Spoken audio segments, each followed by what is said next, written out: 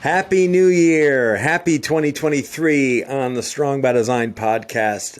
So great to have you. Thank you for joining us today. Thank you for joining me, Coach Chris Wilson, hosting today. And this is a very special first episode of the new year, our most memorable moments of 2022. Always fun to look back on some of the most powerful, most compelling, most outrageous conversations that we had last year. We had many of them. We had over 50 episodes. But what we did was we wanted to highlight the ones that went kind of above and beyond, whether it was the guest or the topic at hand. And so this is a fun chance for me to kind of showcase really what this podcast is all about. In a more or less a 1 hour episode gives you a total overview of what Strong by Design is all about. So thank you to our past listeners, our return listeners for coming back for more here on Strong by Design. Always so great to have you. It's so encouraging to have people coming back for more. And to all of our new people, if you've just landed on this podcast for the very first time, welcome to our show. You are Strong by Design, and we absolutely believe that. That's why we make this show. We make this show because it's so much fun for us. It's such a growth opportunity for us as hosts, and I say us because it's not just me hosting this show.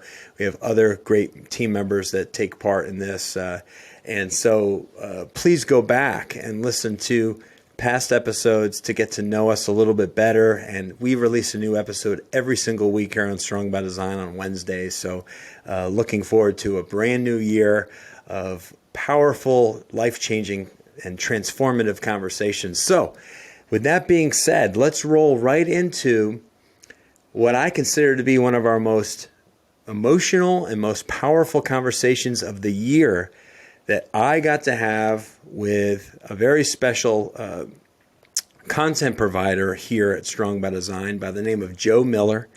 And she did an episode with me earlier last year called An Unbreakable Bond for Life. Grab your tissues wherever you are because this is powerful. Here you go, episode 217, An Unbreakable Bond for Life.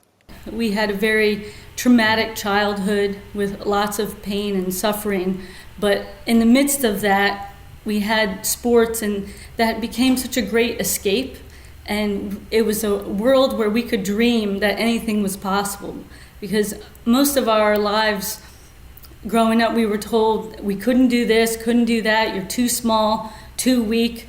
No one in the family is that athletic, and you'll never amount to much. Whether it was a variety of people that said it, but it just gave us more fuel to say, you know what, we're going to prove others wrong. What really made a big change was when our uncle in New York said, if you're going to come here every summer, you're going to have to learn martial arts. And we were 8 years old, and he was like the Italian version of Mr. Miyagi. And we said, wow, we would love to learn. He wouldn't let us enter the dojo until we had trained for a year with just him. And he would have us do hundreds of punches in a horse stance where your legs are just shaking. And we would be so tired, but we didn't want to say anything. And I'd be so sore that putting the sheet on over me to go to sleep at night hurt my muscles. He wasn't overdoing it, but he just saw that we had so much more potential, and we didn't want to tap out. So if he said to do it, we did it. And then once he felt like we had just gotten enough of the basics where we could enter the dojo, then he allowed us in. But we were the only white belts and only girls. So it was very intimidating. It was all these men, a lot of police officers, people in the military. They were black belts or 3rd degree, 4th degree on up. And it was such a great experience. It taught us a lot about mental toughness and pushing through. And then when we went home and life was very difficult, we carried ourselves so differently that the bullies stopped bullying us. We were able to stand up for ourselves. And then it also helped with sports.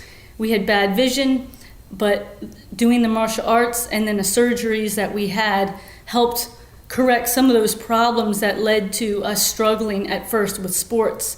And then the kids that were the least likely to ever play sports, we went on to play 3 varsity sports in high school, softball in college, and then I went on to competing in powerlifting and strongman. After my twin sister was diagnosed and went through her cancer journey, as she called it, blessed cancer, when she eventually found her ultimate healing in heaven, it was devastating. We were 33 at the time, and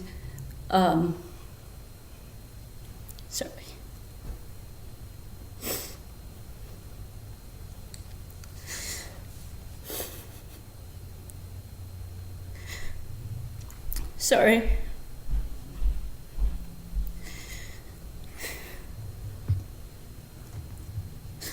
It's okay. I get it. I remember thinking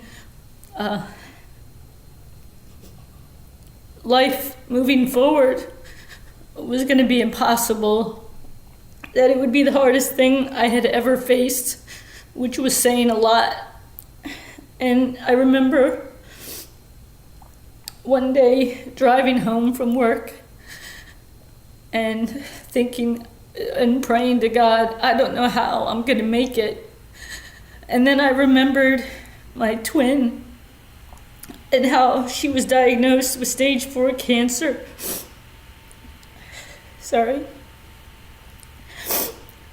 And how that was an impossible journey to face, but she faced it with so much faith and strength and positivity. And it just, all of a sudden, it gave me the strength, like, if she can face that, she taught me everything I needed to know to face this with great faith. And I remember feeling really guilty, because it felt unfair that I was still living.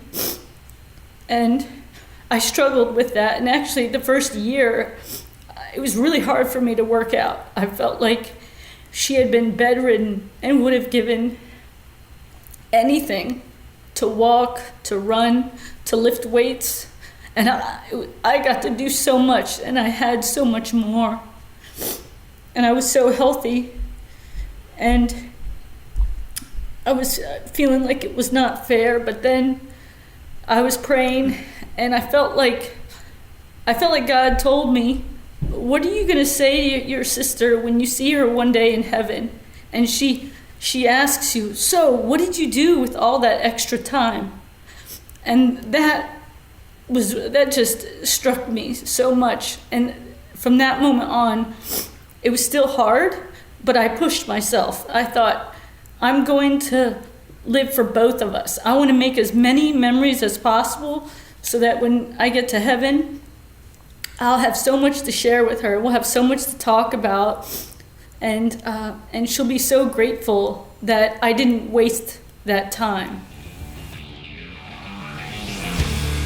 All right. Very, very good. And let's get right into it with what I found to be one of our more embarrassing or humorous episodes of the year.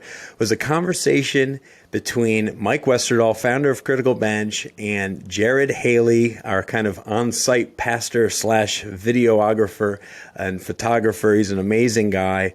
And they had a terrific conversation based on a book that we have all read here about being offended in this day and age. Episode 254, I'm offended that you're offended. We had a dinner in a private room, and one of the waiters wound up leaving the dinner and didn't want to work and wouldn't come back the next day. And he heard someone at the table I was sitting at, someone had pointed at him and said that he looks like our friend Bedros Keuilian. Mm-hmm. He's the author of the book Man Up. He's a friend. He's a business mentor. And someone just said, "Oh, he reminds me of Bedros." Mm-hmm. I'm not sure how that was offensive. Maybe he knows Bedros and was offended by it. Maybe he doesn't like his message. I don't know. Maybe he probably has no idea who Bedros was, but I don't think he really knew what we were saying, but maybe he heard or felt like someone looking at him or talking about him. Yeah. To the point that he left work and wouldn't come back the next day. And all really, of a sudden so your waiter just switched in the middle of the night. Oh, yeah. He was done. He walked out. and it was only like 2 or 3 total working that night. This is at like a nice hotel for business meetings and stuff. How did you know he walked out? Did you just all of a sudden notice because he wasn't around they anymore? went and talked to the group leader and told them that he was offended and he uncomfortable and was leaving. Okay. So then they asked us what happened, and it became a big thing. So it was talked about. That was like the first experience. The next night, after dinner, which was off site from the hotel, we stopped up at the rooftop bar before turning in for the night, and there was a group of people up there, and one girl that asked like where I was from, and I just said Florida, and I think I had an American flag t-shirt on or something. How dare you? Yeah, and right away she really just started ranting about Florida, everything she can't stand about Florida, all the problems, and we don't got to get into all the politics, but there's strong feelings about Florida one way or the other. Yeah. You either love it or hate it. It's kind of like Trump, right? It's like people can't stand him or they really like him. There's not a lot of people that are just like, whatever. I feel like Florida's kind of getting like that a little bit. Yep. And the way I chose to respond, I had a good conversation earlier in the night, just listening to a Navy SEAL friend of mine who's a black man, and we were talking about racism and kind of things he'd experienced or not experienced, how he looked at it, and really just listening to him and not talking, I felt like I learned a lot. And then when I went to this, I was like, I'm not going to like argue with her. I feel like that would just confirm all these biases or ideas that she had about me already.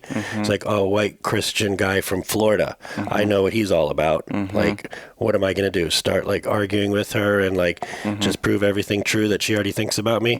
So I just listened, and then I did have some counterpoints later on, but it was in a calm kind of way, more in a question format after listening to her.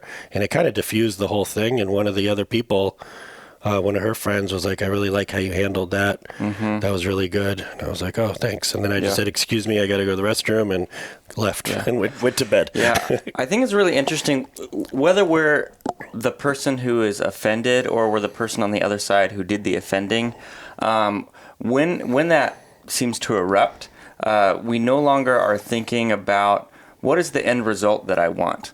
Right, where we get into this mode, it's almost like that competitive nature comes out of us, where you just want to win. You want to know that I bested you, or that I win the argument.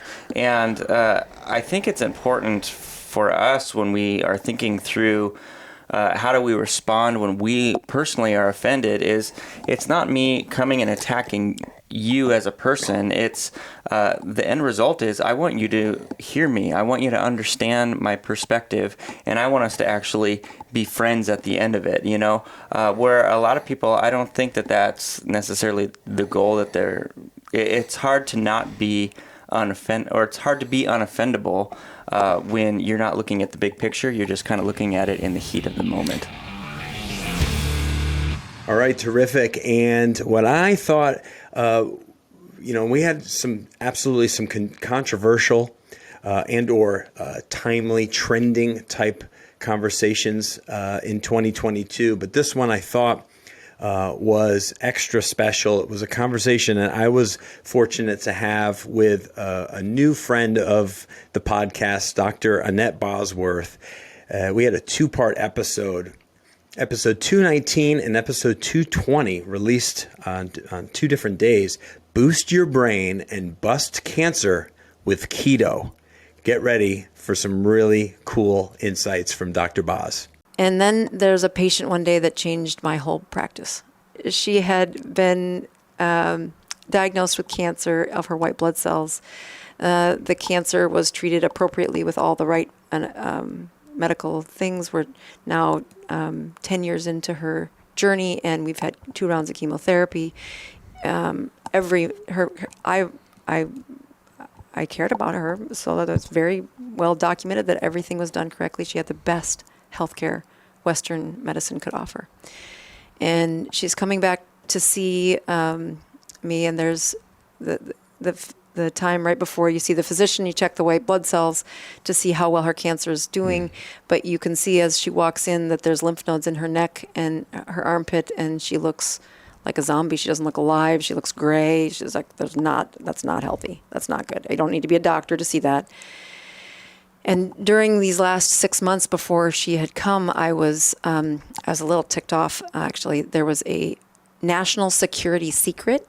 For national security purposes, the data on what a ketogenic diet can do for brains was allowed to be used by the physicians that were taking care of our NASA astronauts or by the team that ran the Navy SEALs, because apparently their brains were more important than the rest of the country.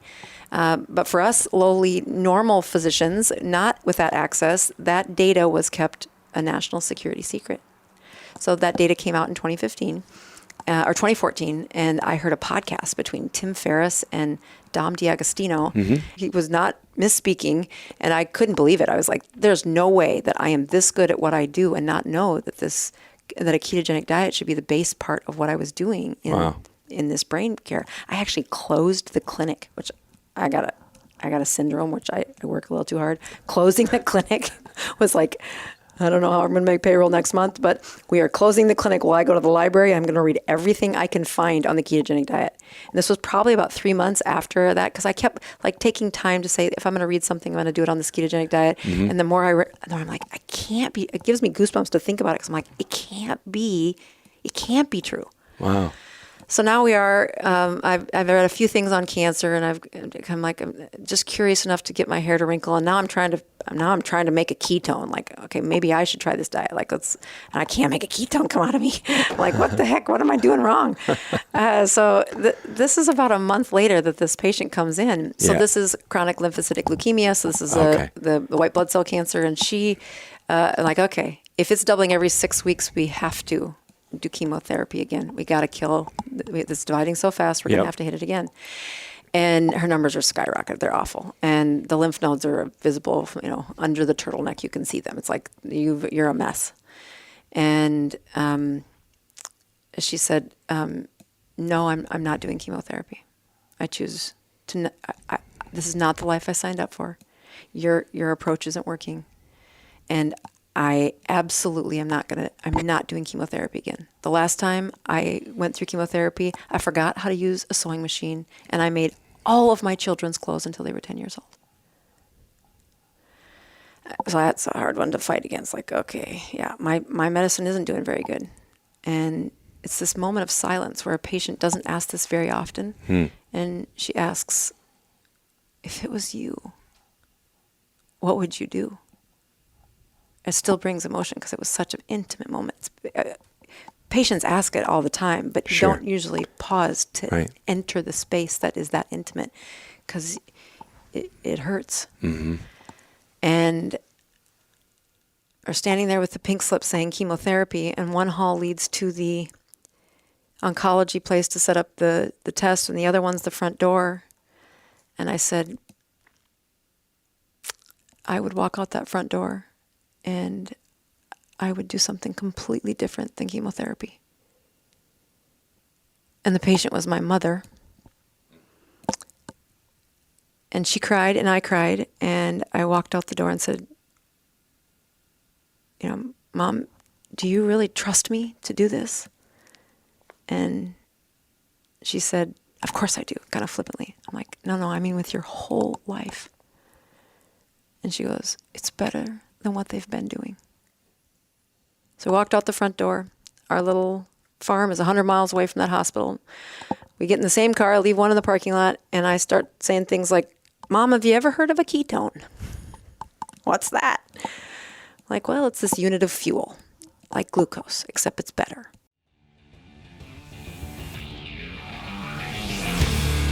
All right. What is undoubtedly our most popular and most downloaded, because I have the proof, episode of the year of 2022 was actually a part 2 episode 3 years later.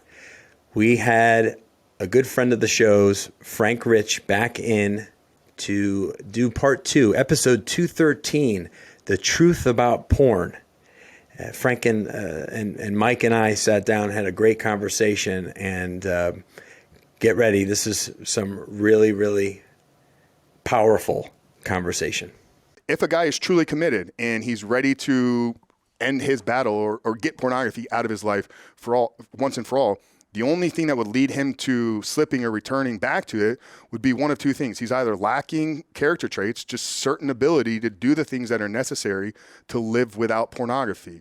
And that's not a judgment of somebody's character, because character traits aren't something that you're naturally born with. You may have innate tendencies to lean towards a more disciplined character. You may have more tendency to lean towards certain character traits like willpower, so forth. But a lot of that is stuff that has to be developed over time, which is what we do within our program. So you'll slip or relapse or fall back into your old pattern of behavior due to lack of character traits or the lack of self-belief in and of yourself. And I think this is probably where most men sit, because if you've maybe recognized that porn has been a problem in your life, you've probably said, I'm done with this now, I'm never going to go back. And you've probably made that promise to yourself. The guys listening right now, a dozen, maybe 24 times, maybe 100 times. A guy is out there, he's like, you know what, I've said this before, and then they find themselves 2 days later, sitting in a secret corner in their house, laptop, late night, whatever it is.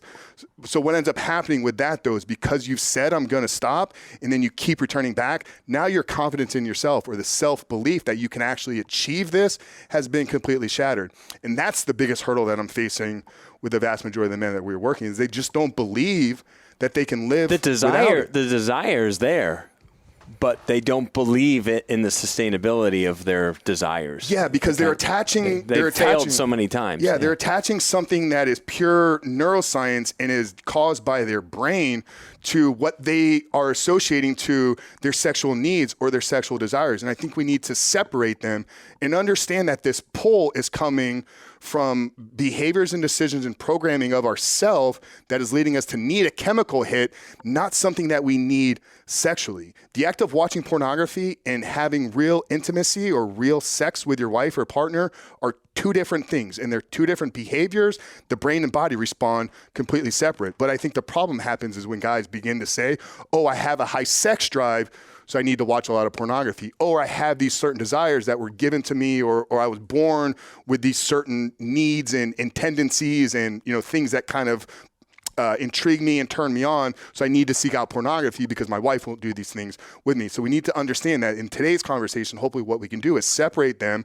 I'm not here to tell you, that you shouldn't have internal desires. Like, it's a part of human nature. It's a part of what makes men. Lust is on our heart. It's something that we're all going to battle with for the rest of our lives. But the need for pornography, the need for a hit of dopamine in your brain, almost like you're going to get from cocaine, is not something they're going to be able to justify to me that you really need. What do you need to do? You need to be aware of your thoughts. You need to be attention to what the content is that you're consuming. You need to have some type of gratitude practice. You need to be doing some type of service, because pornography is one of the most selfish behaviors that you're ever going to take part in. You're sitting down by yourself privately, consuming other human beings, other individuals for your own short-term instant gratification pleasure. If you can't tell me that that's not selfish, then I don't know what your definition of selfish really is. So you've molded and created and wired yourself, bringing neuroscience in again, at the neuroscience level, what wires together what fires together wires together. So over the time, you begin to condition yourself that humans are objects of internal pleasure, short-term gratification for me. So how does that manifest in your everyday relationships? Humans become objects of pleasure, and pleasure doesn't have to be masturbation and ejaculation. Pleasure can be like, what is Mike going to do for me today? What am I going to get out of Chris that's going to make my life better? So you begin to kind of see people as objects for your own disposal. And it's easily justified by people because I'm not hurting anybody. Just me, not hurting anybody. And that's what a lot of people do with these addictions, these issues, these things that they have that they do in the dark that they wouldn't want to be caught doing. But they think, well, it's not how bad is it? No one's getting hurt on the other end of it.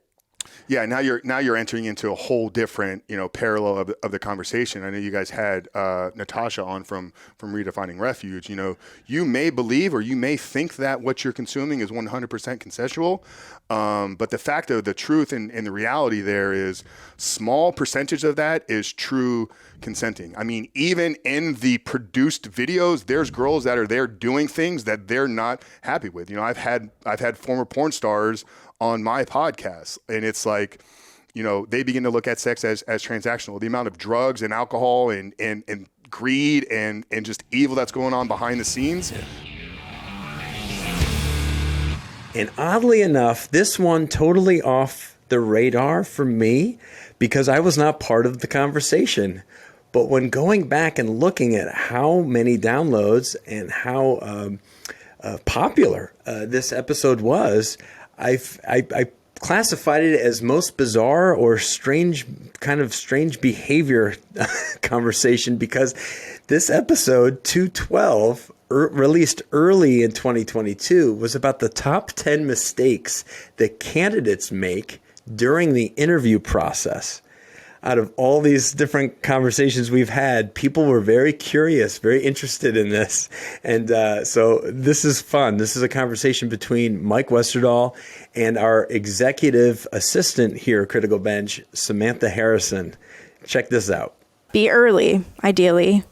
We have a lot of people who show up, a minute late or 5 minutes late. We had some people show up 40 minutes late. Just be early, know where you're going ahead of time. Make sure you have gas in your car. Make sure you have everything that you need in order to get to where you need to be early. Very early. Yes. So I remember after college when I was applying, I would drive to the place the night before just to make sure I knew where I was going, just to be extra prepared. But give yourself some extra time. There could be some traffic that you're not used to. Right. Maybe it's a little tricky finding the building. Right. We give specific instructions, but still, you might take a couple wrong turns and have to do a U-turn or get stuck at another light. What's the big problem if you get there a little early? Go get a coffee or something after you found the place. Right. Just get there early. And then some people really just what's the big deal? Mm-hmm. Well, the big deal is just respect for other people's time. And this isn't a trick. We put in our process, be on time, because it's one of our values that we don't deviate from. Mm-hmm. So being a minute late or 5 or more automatically eliminates people from the job. Also, this is the dating phase. You're showing up for an interview. This is probably the best it's going to get. Mm-hmm. So if you're already late the first time we met, I'm pretty much thinking it's just going to be downhill from there. Right. You're going to get comfortable and slide more, and being late for meetings, holding people up, right. wasting people's time. Right. So for us, that's a huge flag, and I think it's the same for a lot of people. So give yourself the extra time, plan for gas, find the building, give yourself extra time to get ready, mm-hmm. and just get there early. Talking too much. These are going to be people that just ramble on and mm-hmm. go off in tangents. You've got a question, answer that question. That's fine. Be thorough, tell a story, do what you need to do, but right. don't go off on a side tangent, on a side story that has nothing to do right. with what you're asked, and now you're eating up all this time. Mm-hmm. There's usually a time period allotted for these things, and then there's right. someone else coming in. So, yep. And then people feel, I don't know, how did you feel when this happened? It really honestly drained all of my energy, and I had no interest in continuing on with this particular interview. It's just draining. You answered the question, but now we're off 40 years ago into some, distant land that you wandered into. I don't even know what we're talking about anymore. Why are we here? Right. And we call it oversharing. Yeah. Sometimes. And, our personalities are similar. We kind of mm-hmm. get drained a little bit by just too much talking for no reason about nothing. Right. Yep. Just yep. Especially where there's a purpose to the meeting right. of what you're trying to do. Just trying to stay on track. Yeah. It's the podcast can go off on tangents, and somebody's got to get reeled back in and get back on track. So, go ahead and answer the question, but try not to go off on side tangents. All right. What's the one question that we ask that has a very high percentage chance of people just kind of divulging the wrong information that mm-hmm. sends up a red flag? Where do you see yourself in 5 years? This gets a lot of different answers. It does. And it's one that might want to think about this one before you go in. It's a pretty common one, I think. Mm-hmm. And, we're trying to figure out, do you have any ambition? Mm-hmm. Are you looking to kind of start at this position, but you'd like to, kind of move up in the company? Are you looking for more responsibility? Are you looking to grow and learn? Or, is this exactly what you want to do and you'll be happy staying in this spot forever? Mm-hmm. Or are you just using this for some other scheme you've got in mind? Right. So the answer that really throws us for a loop are when people say, oh, in 5 years, I'll be moving to Texas and running my own t-shirt company, and my husband will be out of the military, and we're planning on going here. And I'm like, okay, so you want us to hire you, spend all our time and resources and money on training you up, teach you how to do the job, and then right by the time you're finally like profitable for us, now you're done and you're already got it planned out that you're moving and doing this other thing. Right. Like, cool story, bro. Next. Right. You know, I was fortunate enough to be introduced to this man from our friend Frank Rich. He had been on his podcast, and I said, please intro me to him because I would love to have him on Strong by Design to talk about this particular topic. And I was honored to have Chris McKenna from Protect the Young Eyes on our podcast to talk about this online world and our young boys and girls. And so the most concerning and alarming conversation, episode 218, Protecting Young Eyes Online with Mr. Chris McKenna. From 2009 to 2016, Chris, that's when everybody started carrying the internet with them.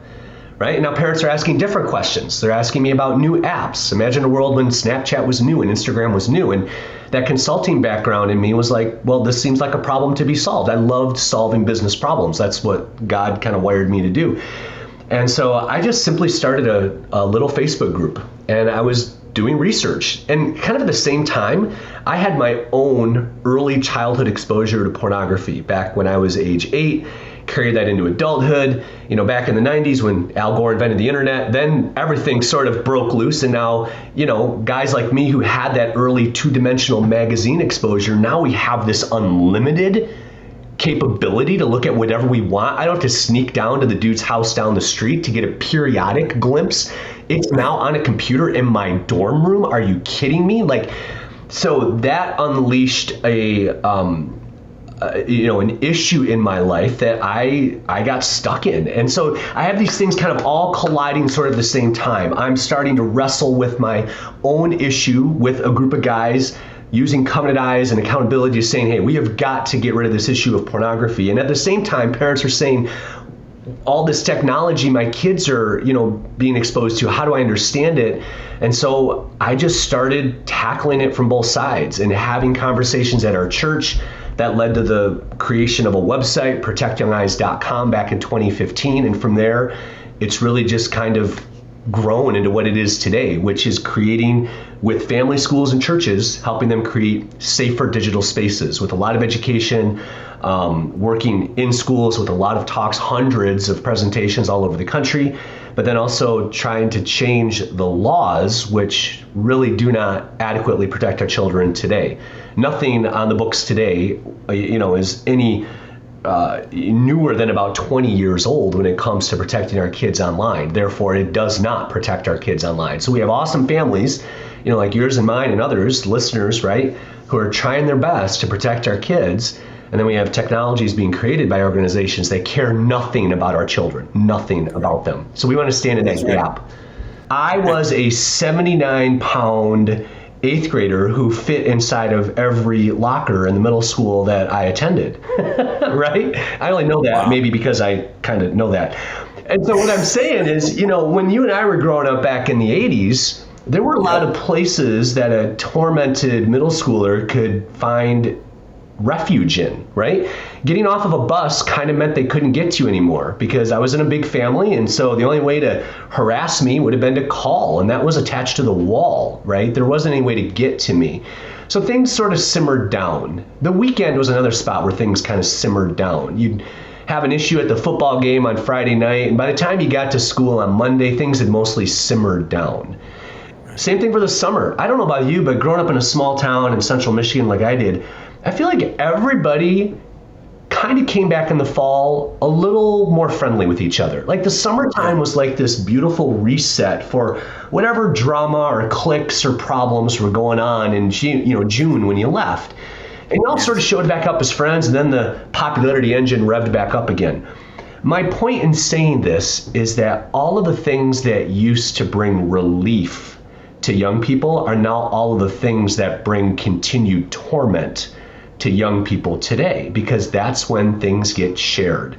That's when things go viral. That's when my worst moments get magnified, is sitting on mattresses in bedrooms all night long with this supercomputer that I've been given. And so again, it's a call to empathy to know that for certain young people, there are very few safe places.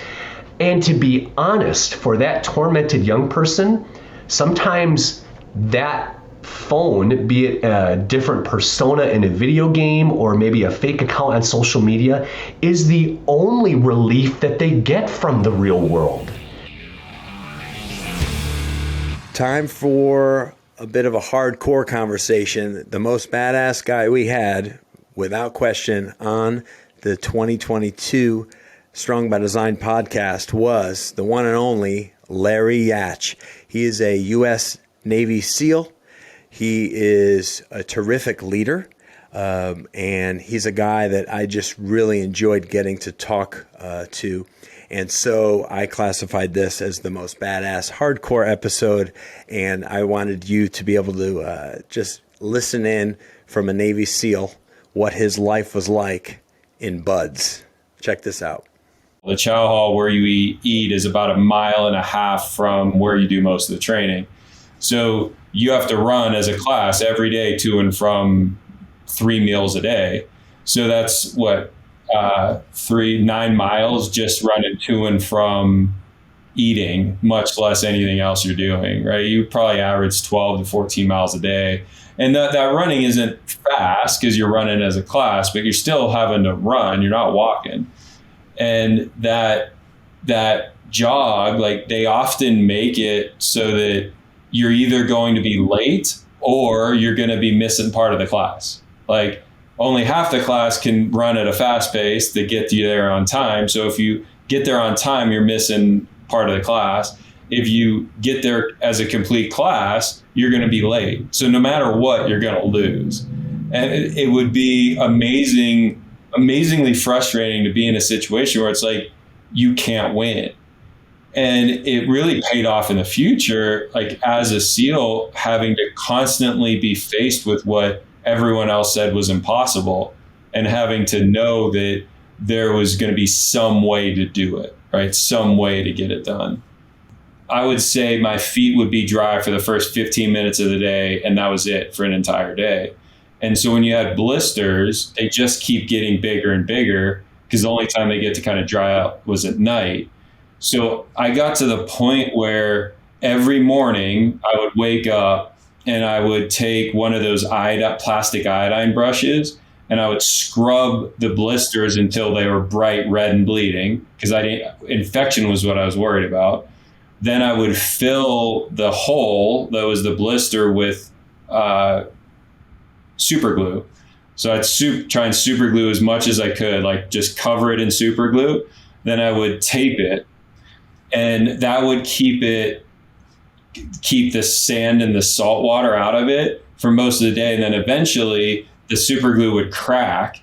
And so then at the end of the day, when I would get back to the room, I would then take the same iodine brushes and scrub all of the super glue out until it was bright red and bleeding, and then leave it open for the night and then do the same thing in the morning. It was incredibly painful. By the time Hell Week started, I could put the first knuckle of my pinky finger in the hole that was in the inside of my ankle, and it never healed. It wasn't for, if it hadn't been for the walk week after Hell Week, they would have never healed. Like, they just keep getting worse and worse. And it isn't bad enough to cause a medical drop as long as I don't get infection. So I go to the medical thing and they're like, yeah, you got blisters, too bad. Like, yeah, until they get infected, there's nothing we can do about it.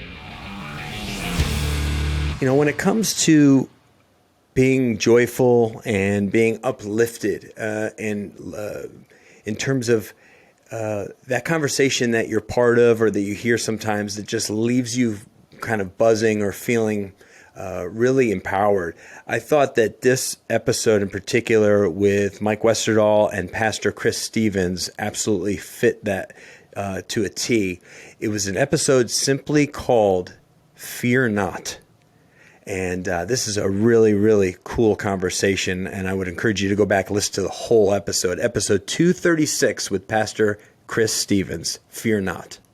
What do you think the most common command is in the Bible? We'll give you a second. Some Jeopardy music. I was going to say. Maybe the editor could add some Jeopardy music in right here. And then some common ones you might think of, right? Like love your neighbor, love people. Right. Love would be one. What's another one? Avoid pride. Avoid pride. It's like the sin that seems to lead to all the other sins. Seems like it was the original sin. Yeah. And Let your light shine. Right? There's all kinds of things that we know we're supposed to do that we are consistently communicated in Scripture, but there is one. There is one, and it's mentioned 366 times. That's exactly right. It transcends all the others. All right, go ahead. Let the cat out of the bag. Fear not. Right. It's Fear the episode not. name. You should have been able to guess that one, right? Fear not. It is 366 times. So as one writer said, it's one for every day of the year, including leap year. God included that. So it's easier said than done. All right, so why do you think this is? I mean, I'm sure you could talk like an hour on this alone, but why is it mentioned so often compared to the other commands? Well, I think it's because there really isn't anything that is as contradictory or contrary to the life of faith as fear. It's when we fear, we doubt. Right, we're plagued by those what if questions. What if I wreck? What if I fall? What if I fail? And so if those what if questions are overpowering us, then we aren't going to live by faith. We're going to submit to that fear. I think God doesn't want us to fear because in fear we lose our joy. And you know, why is joy so important? Because the Scripture says the joy of the Lord is our strength. And so if we are living in fear, we are discouraged. The Scripture exhorts us to encourage each other, right? So it's giving us heart. But when we're living in fear, we've lost that joy. We are forfeiting God's power for the victorious, flourishing life that He envisions for us. I would challenge anyone, if you're not a believer and you're just wondering, you're thinking maybe I'll try it. I'll see if God can help bring about the abundant life that He promises, which we know is found in Jesus first.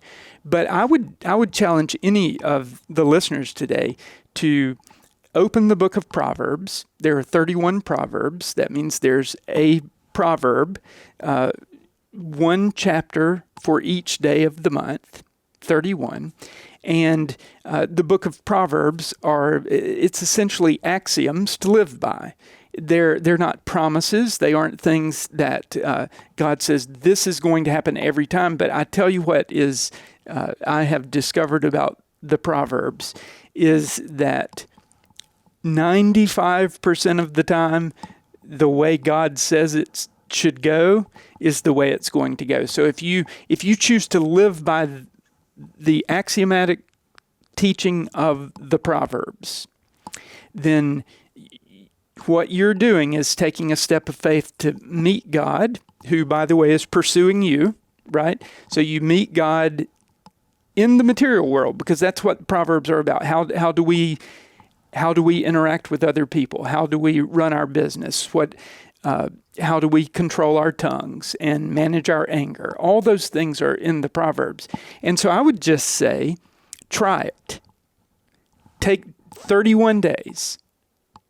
Read through the book of Proverbs, and every day, I guarantee you'll see something in whatever chapter you're reading that helps you understand that our Heavenly Father, spiritual God, He is spirit, has a plan that if we stay in His lane, we will meet with joy and effectiveness in pretty much whatever we do. 3 more highlighted episodes remaining here on our most memorable. This one I would classify as the most disgusting or the grossest conversation of the year. There's always one of those, right? Every year here on Strong by Design, I feel like, if we're talking holistic health or anything in that category. And this one with Michael Biamonte definitely satisfies that. Episode 216, Overgrowing Fungus That Lives in All of Us. Check this one out. The primary reason why they had crazy reactions to the vitamins was because they had candidiasis. And for those of you who don't know what that is, candidiasis is an overgrowth of a fungus in your intestinal tract, which is normally there, but only in small amounts. The fungus is called Candida albicans. And when Candida albicans grows to become a more dominant part of your flora, rather than a subdominant part, it does strange things because it releases alcohols into your body. It releases mycotoxins, which are toxins from yeasts and funguses, which adversely affect your nervous system. So that led me on the pathway of discovering how to handle Candida, because we had all these people coming to us to go on this program, and what was barring them is the fact they had an overgrowth of Candida. So I kept sending them to different doctors, hoping some doctor would be able to cure them, and nobody could.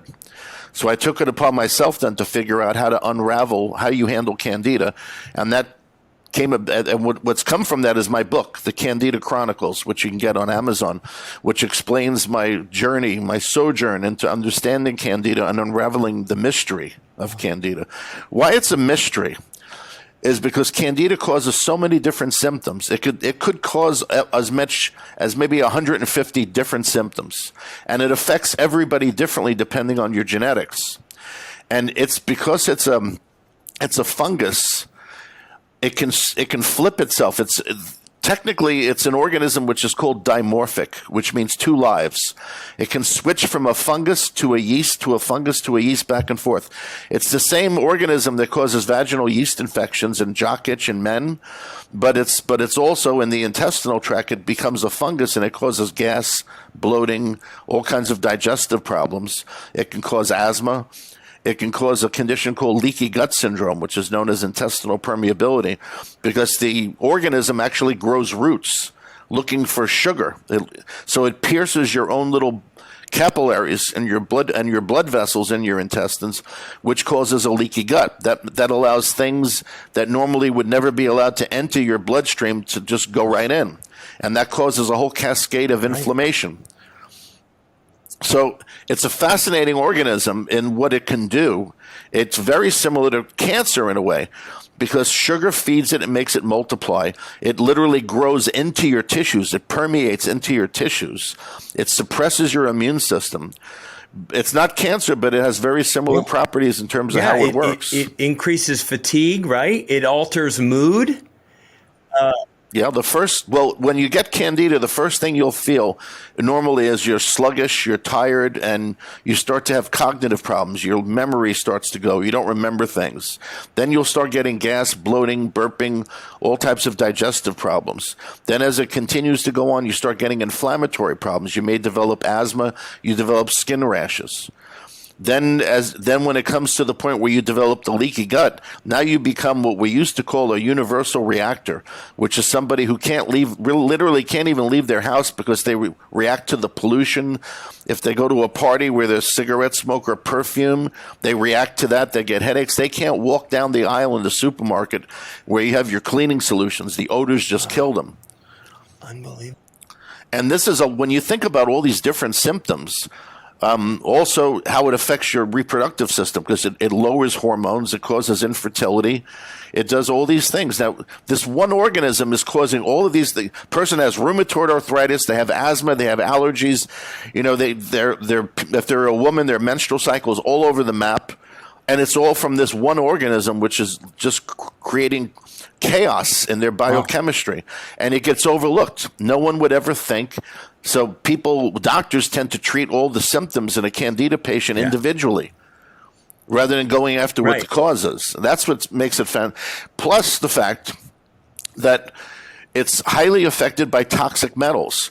So if you have a child, let's say, who genetically has the MTHFR gene problems, or he's genetically a bad detoxifier, he gets the vaccinations, right? So he gets thimerosal into his body, which is the mercury preservative that was put in the vaccines that is involved with autism.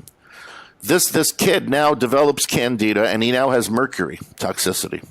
This is why, as we're both shaking our heads, this is why it's such a fascinating study, because it's this one thing that would cause so many different symptoms that always gets overlooked because nobody thinks, because the symptoms are so random. And it all starts in the gut.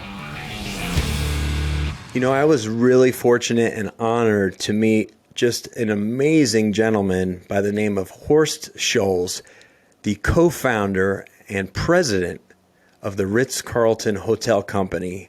I got to have breakfast with this man and then sit in the very front row and listen to his presentation for over an hour. And he was an absolute joy. And then I was able to get him on the Strong by Design podcast, which just took it to a whole new level. So if you're looking for some wisdom in life, how to succeed, how to be excellent in anything that you do, you have to listen to this episode. But here's just a taste of what the amazing Horst Schulze had to say in episode 259, Excellence Wins in a Time of Mediocrity.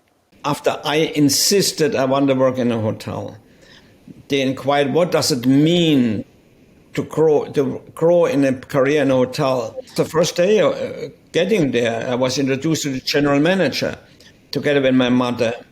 And he said, now, understand, the guests here are very important, ladies and gentlemen, which my parents said, we could never go there. So, the guest is a hotel for fine ladies and gentlemen. And it was clear in our mind we were not. No. So, and the general manager said, "We now behave yourself accordingly, and you all are here to serve those ladies and gentlemen. You're here to learn how to do this." And so, yeah, okay. Next, I'm meeting the maitre d', the head waiter of the hotel, who actually I work under, And he said, now, in very few sentences, he changed my life. Now, let me make clear, at the time I didn't understand what he said. But he looked at me and said, now tomorrow, show up at 7 o'clock. If I meant 1 minute after 7, I would tell you so. Now, he wanted to establish standards, exactness, all those things at the same time. And, okay, I knew I had to be there at 7. That's all I knew out of that sentence at the time. And then he said something very strange that I really didn't understand. And don't come to work. Come here to be excellent in what you're doing and create excellence. Excellence, I knew I had to wash dishes, clean floors, and so on. What could be excellent about that? But, very honestly, he was a human being of excellence. I have met very few in my life like it. For a second here, what is excellence? Excellence is the result of high intent and high work and hard work. If you intend a 5, you will never accomplish an 8. But he, unlike anybody, had high intent in everything he did. In everything he did. His intent was not to serve food.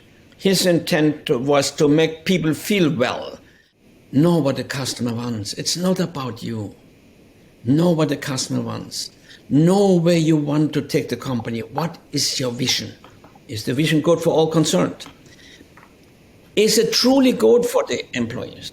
Then select employees to join you. How much rhetoric do you hear right now? We can't find the employees. It's rhetoric. There are plenty of people out there. The problem is they don't want to work for you. How about creating a company where people want to work for you and invite people to join you, not for the function. We all, and this, let's think about that for a moment. It's nearly immoral. I said all the time, it nearly is. We hire people to fulfill a certain function. But guess what? The chair on which we're sitting is fulfilling a function, but we are hiring human beings. And so we learned not to hire for function anymore, but to offer to join our beautiful dream of becoming the best in the world. But tell them how they will benefit from that dream. Opportunity, respect, honor, defining ourselves as the best together. So offering a job and bring them in, and that's what we learned. And of course, having the right process management, continuous improvement of process. And the final one, the final featured or highlighted episode of the year, goes to a third time guest on Strong by Design. The third time we've had this guest. He's one of my all-time favorite people in the world. I've told him that. So this is not breaking news for him. He's a return guest on the show for a reason, because he's just an amazing kingdom-minded gentleman. And I consider him to be an absolute mentor of mine. His name is Dr. Frank Turek, and I had an episode with him earlier in the year, episode 238, titled Hollywood Heroes, How Your Favorite Movies Reveal God. And he wrote, this is based on his book by the same title. We had a very inspiring and motivating conversation. And I'm, as you can tell, a huge superhero fan if you look behind me. And so I found this conversation just to be fantastic. So enjoy Dr. Frank Turek. Yeah, Michael Mansour on September 29th, 2006 was operating in Ramadi, Iraq. He was standing on a roof in Ramadi, and he was standing in front of a doorway to this roof. And he has two Navy SEAL colleagues lying at his feet in the sniper-prone position. They've already been attacked with AK-47 fire and a rocket-propelled grenade, but they're not exactly sure where the enemy is. There's a bit of a lull in the fighting. Insurgents have blocked off the streets in Ramadi, and there's someone on the loudspeaker in the town mosque yelling, "Kill the Americans." As Mansour and his team are looking for the next attack, an insurgent from an unknown location throws a grenade up on the roof. It hits Mansour in the chest and it falls to his feet. Due to the length of the throw, there's no opportunity to pick it up and throw it back. He has only a split second to make a decision. He can leap through the doorway behind him and save himself, but if he does, his two teammates lying at his feet will surely die. Mansour yells, "Grenade!" But instead of jumping backward to save himself, he jumps forward chest first onto the grenade. It detonates. 30 minutes later, 25-year-old Michael Mansour is dead.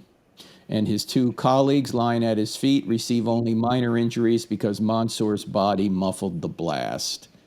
One of the survivors said at Mansour's funeral, "Mikey looked death in the face that day and said, 'You will not take my friends, I will go in their stead.'" Now, I've never seen a United States president cry until April of 2008. That's when President George W. Bush gave Mansour's parents Mansour's Medal of Honor posthumously. And he couldn't even hear the citation without crying, the president.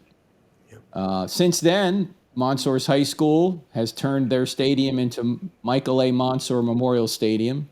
They have the golden trident insignia in the center of the field.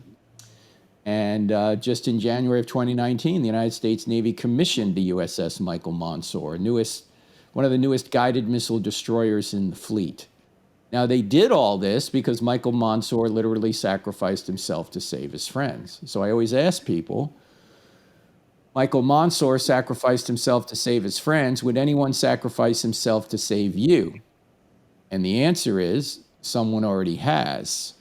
His name is Jesus of Nazareth.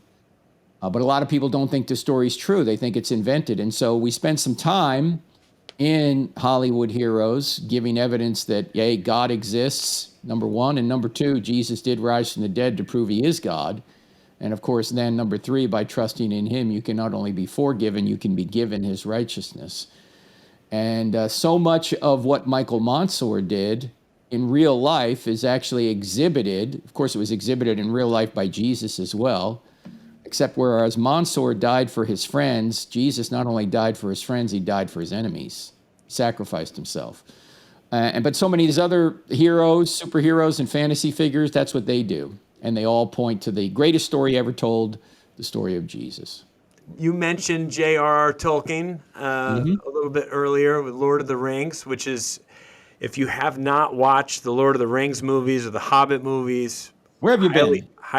Where have you been? It's one of the best movie sagas I've ever seen in my life, and the character development and stuff is so great. One of the greatest books and movie series ever. There's so many great heroes with the character traits of Jesus. And Tolkien convinced the legendary British writer C.S. Lewis that Christianity was the true myth, as you mentioned at the beginning of the show. What does that mean, the true myth? Well, before Lewis was a Christian, he was an atheist, and then he was kind of moving a little bit toward theism, and he always loved stories of dying and rising gods. Most of these came after Christianity, and at one point, Tolkien, who was in a group called the Inklings with Lewis, where these writers would get together, these British writers would get together, I guess, once a week and just, talk and fellowship. At one point, Tolkien, who wrote Lord of the Rings, said to Lewis, Jack, that was what they called him, Jack, why are you so enthralled with all these dying and rising god myths, except when you read about something like this in the New Testament? You're not enthralled with it then. And it got Lewis thinking, and Tolkien said to him, you're enthralled with these myths, but you're not enthralled with the true myth. This is the one that really happened, that Jesus really did die and rise from the dead. It's an historical fact you can check into. So you ought to believe in the true myth. All these other myths are just pointing to the true myth.